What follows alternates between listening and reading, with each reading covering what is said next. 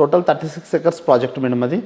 దాంట్లో కంప్లీట్గా అన్ని డెవలప్మెంట్స్ అయిపోయాయి madam. As per HMD norms final LP కూడా రిలీజ్ అయిపోయింది మేడం. అంటే అండర్ గ్రౌండ్ డ్రైనేజ్ కానీ అయిపోయినాయి మేడం. వాటర్ కానీ అండర్ గ్రౌండ్ డ్రైనేజ్ అయిపోయింది, వాటర్ ట్యాంక్ అయిపోయింది, ప్రజెంట్ రోడ్స్ అయిపోయినాయి, ప్లాంటేషన్ అయిపోయినాయి, ఆర్చ్ వర్క్ అయిపోయింది కంప్లీట్గా మేడం. హెచ్ఎండిఆర్ నామ్స్ అంటేనే ఇంక అన్నీ అయిపోతేనే ఫైనల్ ఎల్పి రిలీజ్ చేస్తారు.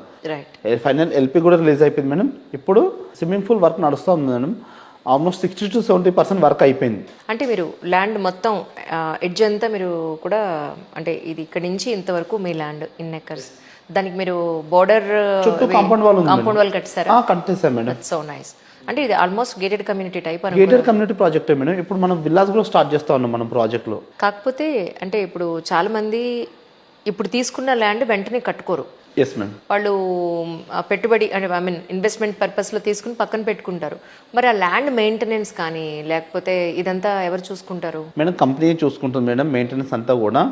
విషయం ఏంటంటే మేడం జనరల్గా వెంచర్స్ అనేసరికి ప్లాట్ కొని వదిలేస్తారు. అవును. మన ప్రాజెక్ట్ ఏంటంటే ప్లాట్ కొని వదిలేసేది కాదు మేడం.